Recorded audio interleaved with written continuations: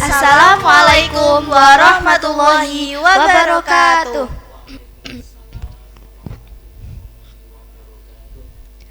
Halo semuanya, selamat datang di podcast Anawa. Anawa Podcast is for you. Bareng aku, Aida. Dan aku, Nadia. Seneng banget kita bisa nemenin kalian di podcast spesial Hari Guru. Hari dimana kita kasih penghargaan setinggi-tingginya buat para guru yang udah sabar, tulus, dan selalu semangat membimbing kita menjadi generasi masa depan. Bener banget, hari ini kita bakal ngebahas tema keren, yaitu mengajar dengan hati, mengukir masa depan. Hari ini kita bakal ngobrol seru tentang sosok-sosok guru yang udah jadi pahlawan tanpa tanda jasa di hidup kita. Mulai dari cerita lucu, momen haru, sampai pesan spesial buat guru-guru hebat yang udah berjuang setiap hari. So, jangan kemana-mana, siapin hati, siapin mood, karena episode Hari Guru kita mulai sekarang. Podcast hari ini kita kedatangan salah satu guru di SMP NU Putri Nawakartika, yaitu Bapak Misbahul Surur, Sarjana Hukum Islam Magister Pendidikan. Bagaimana kabarnya hari ini, Bapak? Assalamualaikum warahmatullahi wabarakatuh. Waalaikumsalam warahmatullahi wabarakatuh. Alhamdulillah, kabar hari ini sangat bahagia sekali karena bertemu dengan anak-anak yang cerdas, anak-anak yang sangat luar biasa pada kesempatan pagi hari ini. Mudah-mudahan untuk acara podcast hari ini nanti dapat berjalan dengan baik, lancar, sukses. Amin. Amin. Allahumma amin. Kabar kalian bagaimana? Alhamdulillah baik. Alhamdulillah baik. Bolehkah diceritakan riwayat pendidikan Bapak saat menimba ilmu? Ya, terima kasih anak-anakku, khususnya anak-anakku SMP NU Putri Nawakartika yang bergelut dalam bidang podcast An-Nawa SMP NU Putri Nawakartika. Bapak Ibu guru, pemirsa yang berbahagia. Kalau bercerita tentang karir pendidikan, saya pribadi Muhammad Misbahul Surur, dulunya memang murni dari Nawakartika. TK saya di Nawakartika. TK di Nawakartika. Terus masuk SD itu pada tahun 1987. Masuk SD NU Nawakartika. Terus lulus tahun 1993. 1993. Masih ingat saya SD Nawakartika itu kepala sekolahnya Ibu Suryanti. Sebagai guru olahraga Bapak Mas Adi. Sebagai guru fikihnya Bapak Kiai Haji Abdul Wahab almarhum. Dan Bapak Ibu guru yang lain yang banyak sekali yang tidak bisa saya sebutkan satu persatu. Lulus dari kelas 6 tahun 93. Terus selanjutnya masuk MTS NU TBS. Berbeda dengan Pak Irul, kalau Pak Irul jalurnya adalah Kutsiah, kalau saya TBS. Begitu juga dengan Pak Sol. Masuk MTS TBS tadi tahun 93. 3 tahun lulus tahun 96. Terus masuk lagi MA TBS. Masuk lagi MA TBS. Lulus tahun 1999. Di TBS juga sangat luar biasa, ya, bahagia sekali karena diajar oleh para masyayikh, para guru-guru kita. Terus selanjutnya masuk jenjang universitas, yaitu lulus tahun 2004, yaitu di UIN Sunan Kalijaga Yogyakarta. Kenapa kok agak panjang waktunya? Karena dari tahun 99 sampai 2000 itu saya pindah fakultas. Yang semula fakultas adab terus beralih ke fakultas syariah. Jadi ini otomatis mengulang mata kuliah yang diajarkan di fakultas syariah. Jadi otomatis lulusnya agak panjang karena lulusnya tahun 2024. Tapi meskipun begitu saya syukuri. Karena apa? Karena lulusnya saya waktu itu tahun 2024 berubah nama, yang semula IAIN Sunan Kalijaga berubah menjadi UIN Universitas Islam Negeri Yogyakarta, Sunan Kalijaga Yogyakarta. Jadi ada ketika saya lulus itu sudah berubah menjadi UIN. Jadi ono hikmai, saya agak mundur belajarnya di UIN Sunan Kalijaga, ada hikmahnya. Terus lanjut setelah itu sekolah lagi Pak Surur, tahun 2007 sekolah Akta 4 namanya, di Unwahas, Universitas Wahid Hasyim Semarang. Tapi waktu itu sekolahnya masih di SMA Al-Ma'ruf. Jadi kuliahnya di SMA Al-Ma'ruf, tidak di Semarang. Jadi 1 tahun 2007 kuliah Akta 4. Terus setelah kuliah Akta 4 lanjut jenjang S2. Sama fakultas universitasnya, yaitu Universitas Wahid Hasyim Semarang. Tahun 2019, lulus tahun 2019. Tahun 2019 tahun 2020 itu kuliah di Unwahas, Universitas Wahid Hasyim. Dan alhamdulillah sangat luar biasa dapat menyelesaikan sebelum Covid. Sebelum Covid sudah selesai. Tepat sebelum Covid sudah selesai.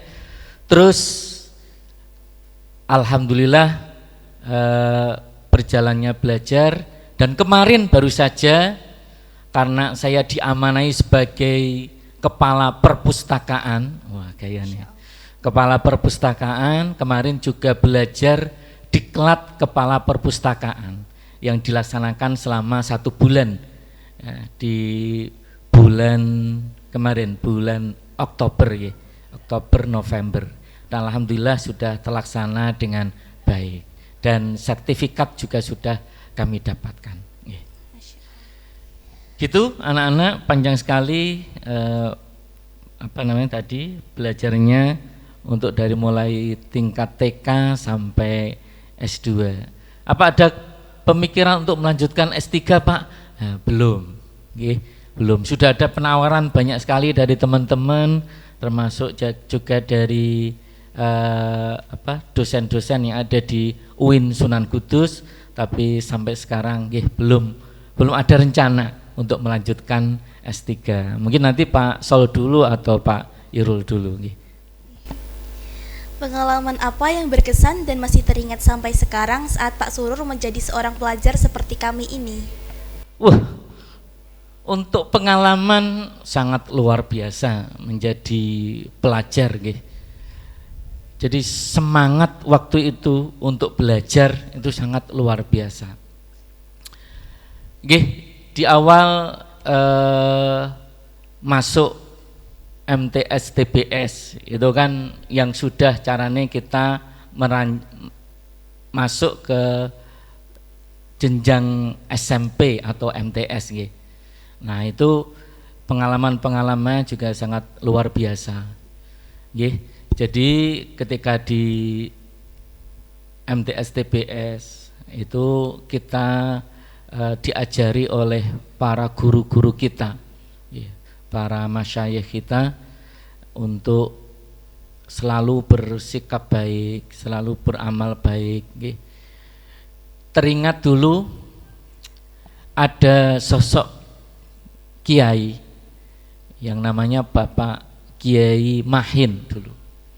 Saya pernah mendapatkan ilmunya, ya diantaranya, Nang, kalau sedang minum,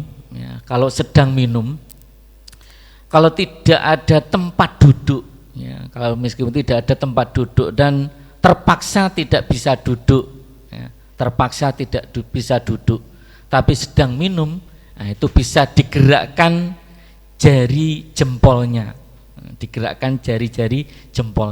nah, itu masih teringat. Dan banyak sekali para masyayikh yang mengajarkan kepada kita ilmu pengetahuannya, baik itu agama maupun umum. Dulu pernah ingat juga nama guru saya yang bernama Bapak Syafi'i. Beliau juga mengajar di Mu'allimat. Itu diajari ilmu fisika, termasuk juga les ilmu fisika, namanya les elektro. Kalau sekarang sudah tidak ada mungkin. Les elektro itu disuruh untuk membeli trafo satu persatu, ya, bagi peserta les untuk nanti bisa membeli trafo. Trafo nanti itu bisa digunakan untuk macam-macam, untuk bisa menghidupkan radio, hidupkan apa dulu ada namanya apa Pak? Yang untuk telinga itu, betul. Untuk rekaman, tape recorder itu ya, itu untuk bisa menghidupkan itu dan lain sebagainya. Ya, banyak sekali, termasuk kami diajar guru-guru yang sudah meninggal, sudah meninggalkan kita, sudah wafat. Di antaranya ada Romo Kiai Haji Muhammad Mansur.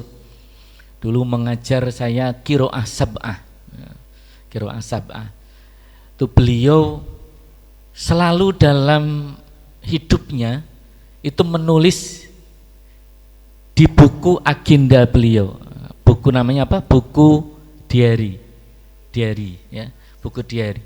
Beliau selalu menulis kehidupannya sehari-hari itu dalam buku tersebut.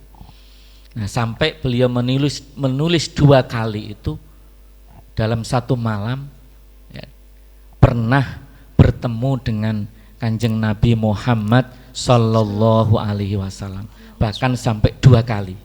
Itu masih ada yang menyimpan itu tulisan beliau itu. Nah, itu guru-guru yang sangat luar biasa. Termasuk dulu di SD NU Nawakartika beliau juga diajar oleh tadi Bapak Muhammad Fathan, Bapak Abdul Wahab, Bapak Mas Adi dan lain sebagainya. Jadi pengalaman waktu menjadi pelajar, kami begitu dekat dengan para guru, para masyayikh untuk berusaha untuk menuntut ilmu dengan baik, untuk bisa mengambil berkahnya, mengambil ilmunya, ya, dengan selalu taat dengan nasihat-nasihatnya. Terus yang kedua, pengalaman yang sangat luar biasa ketika menjadi pelajar, ketika MA, yaitu kami masuk dalam jajaran pengurus OSIS. Jadi pengurus OSIS MA TBS. Ya bukan di atas sebagai ketua mboten, tapi dulu saya sebagai tim sama jurnalis atau tim majalah.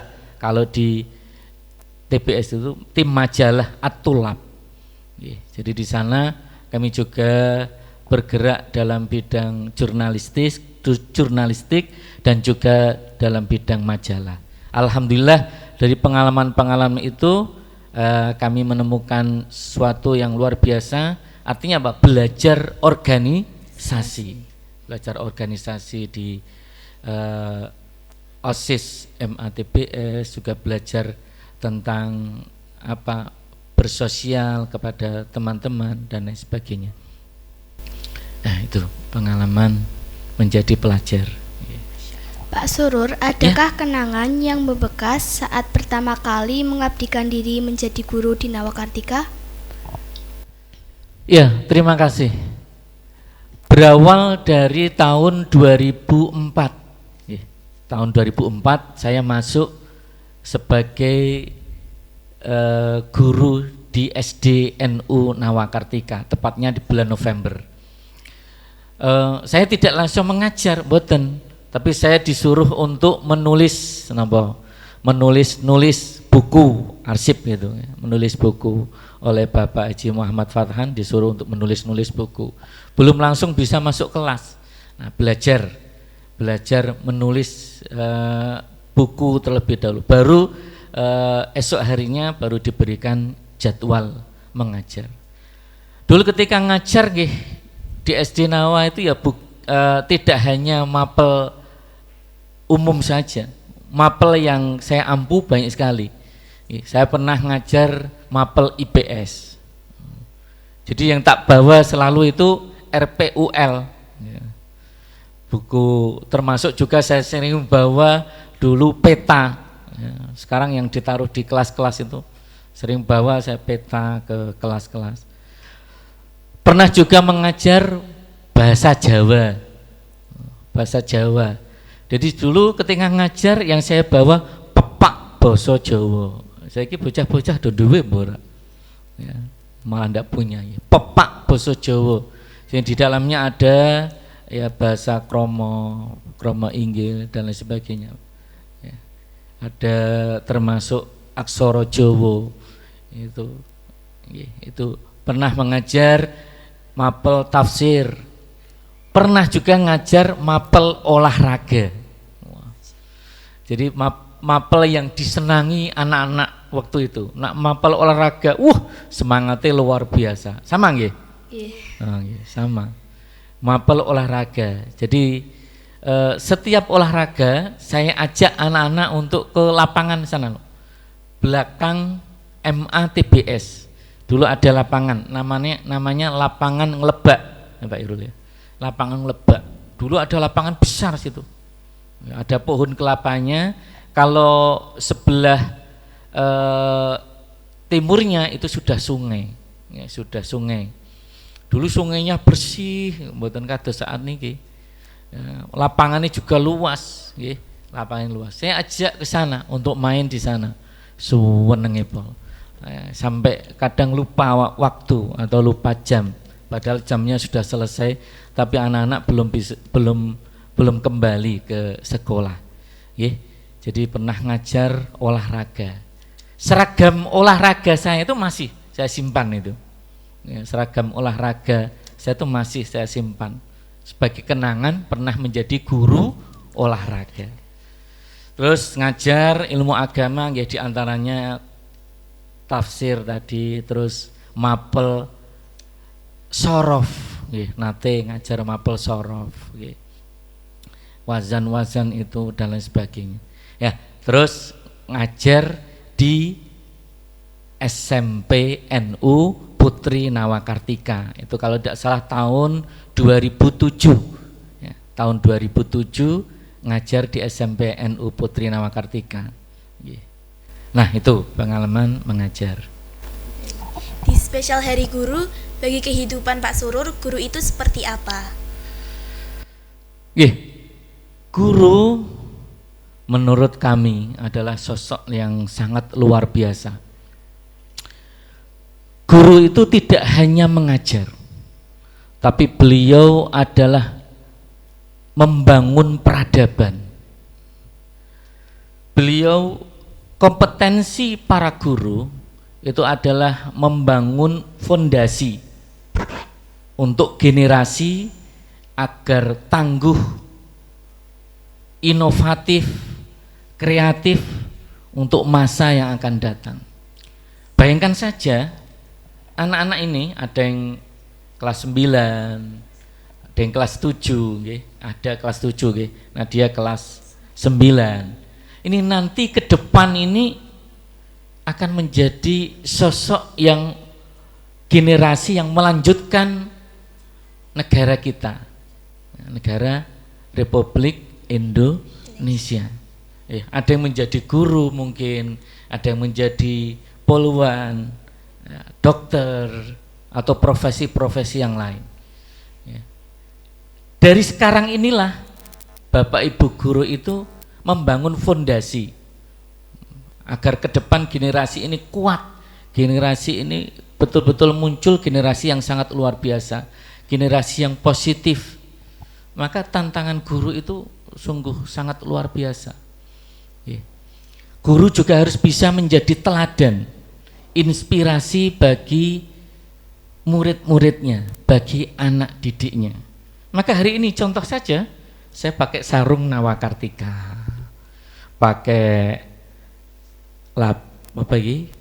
ID card SMP Nawakartika, pakai peci, pakai kacamata, pakai seragam yang memang disiapkan oleh sekolah. Tujuannya apa? Agar sama kita menjaga tata tertib, juga anak-anak juga sama mentaati tata tertib yang sudah disepakati bersama.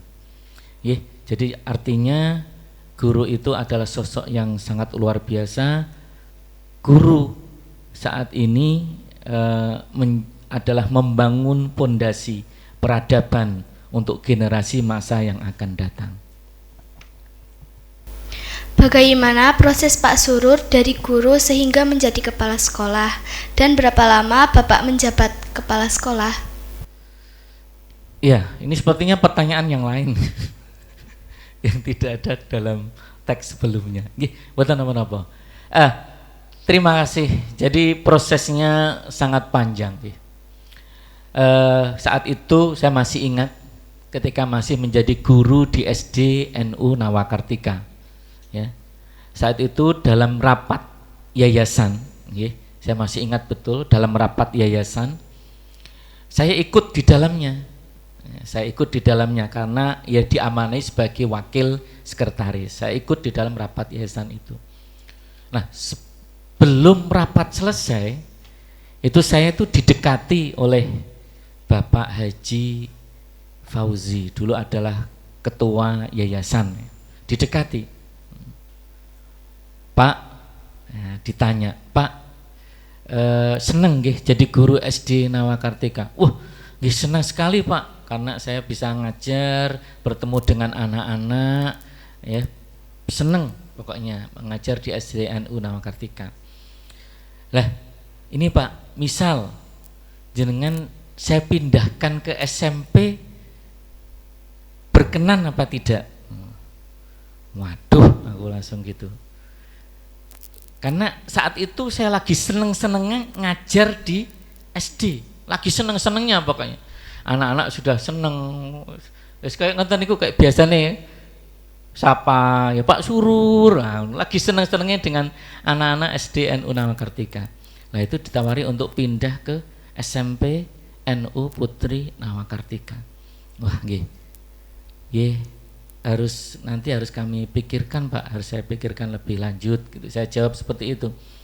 Terus ditambah lagi, Pak, kita di sini adalah mengabdi. Kita di sini pengabdian untuk madrasah, untuk sekolah. Wah, kalau sudah ditanya, dijawab seperti itu, saya tidak bisa banyak berkomentar. Maka terus berjalannya waktu, akhirnya saya bersedia untuk pindah di SMP, tapi harus mengajar dulu, harus mengajar dulu seperti Bapak Ibu guru yang lain. Maka terus akhirnya mulai tahun 2007 sampai 2008 itu ngajar. Termasuk saya pernah menjadi ketua PPDB waktu itu. Ketua PPDB SMP NU Putri Nawakartika. Yang saat itu yang anak-anak yang mendaftar, yang diantaranya ada yang bernama Aslih Amria, niku putri dari Bapak Kiai Haji Abdul Wahab, almarhum. Nah, itu alhamdulillah saya pernah menjadi ketua PPDB. Terus mulai dari tahun 2008, itu kami diamanai untuk menjadi kepala sekolah SMP NU Putri Nawakartika sampai tahun kemarin 2024. Jadi ya sekitar 17 tahun menjadi kepala sekolah SMP NU Putri Nawakartika. Masya Allah, adakah momen yang berkesan saat Pak Surur mengajar di kelas? Momen yang berkesan saat mengajar di kelas, ya saat mengajar di SMP NU Putri Nawakartika pertama kali. Itu momen yang sangat berkesan. Karena apa? Karena sebelumnya mengajar anak-anak SD yang campur antara putra dan putri, berubah mengajar hanya anak-anak putri saja. Anak-anak putri saja. Ini harus mempunyai persiapan yang baik. Ada tantangan tersendiri untuk mengajar anak-anak khusus putri. Yang saat itu tahun 2007 saya mengajar di SMP NU Putri Nawakartika. Ada kesan yang sangat mendalam karena anak-anak SMP NU Putri Nawakartika dari yang berasal dari berbagai macam karakter, berasal dari bermacam-macam wilayah, daerah, asal, ya, domisili, termasuk juga ada yang dari SD atau MI, jadi ini mempunyai tantangan tersendiri. Namun alhamdulillah, ya, sampai dengan hari ini kami lihat anak-anak SMP NU Putri Nawakartika itu sangat luar biasa.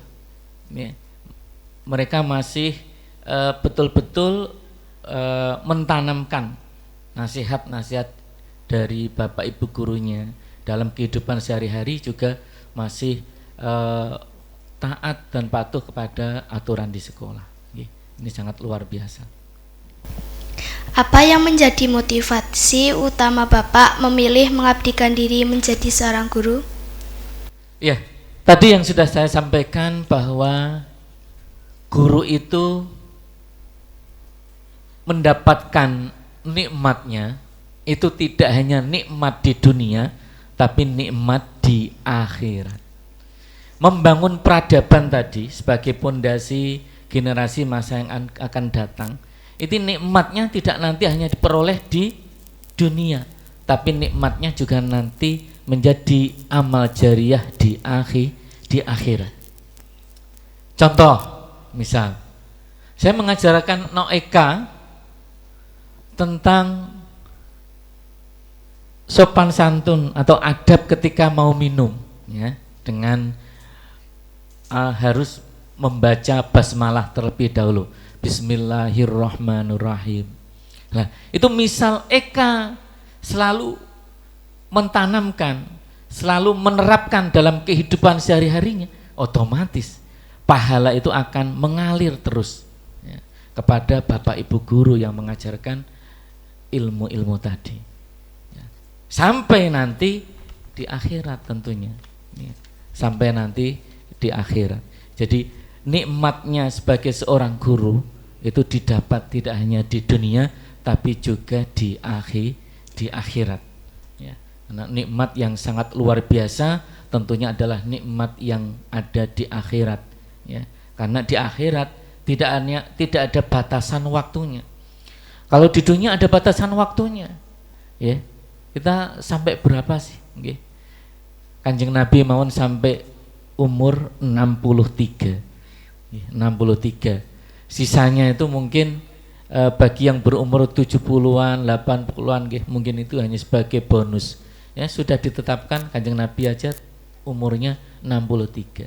Tapi kalau di akhirat selamanya, khalidina fiha, selamanya. Jadi tidak ada batasannya. Maka nikmat yang sejati adalah nikmat nanti ketika di akhirat. Terima kasih Bapak sudah meluangkan waktu Bapak hari ini. Nah Sobat Pelajar, tibalah kita di penghujung podcast spesial Hari Guru hari ini. Hari yang penuh makna, penuh cerita, dan penuh rasa terima kasih buat semua guru yang sudah membimbing kita tanpa lelah. Semoga lewat podcast ini kita semua makin sadar kalau tiap langkah kecil kita hari ini juga berkat mereka yang selalu percaya pada kita. Untuk semua guru dimanapun berada, terima kasih atas ilmu, kesabaran, dan cerita yang kalian berikan. Kalian luar biasa. Dan teman-teman, jangan lupa terus hormati guru, belajar dengan sungguh-sungguh, dan jadi kebanggaan mereka. Selamat Hari Guru, mengajar dengan hati, mengukur masa depan. Sampai di sini dulu podcast Anawa. Terima kasih sudah dengerin dari awal sampai akhir. Anawa Podcast is for you. Sekian dari kami, saya Aida. Dan saya Nadia. Pamit undur diri. Wassalamualaikum warahmatullahi wabarakatuh. Waalaikumsalam warahmatullahi wabarakatuh.